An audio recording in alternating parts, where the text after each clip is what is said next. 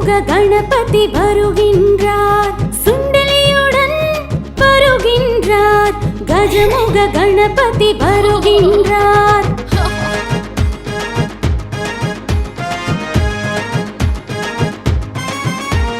சங்கு ஊதிடலாம், குஷியாடிடலாம், கஜமுக கணபதி வருகின்றார், எலியாரின் மேல் வருகின்றார், கஜமுக கணபதி வருகின்றார்.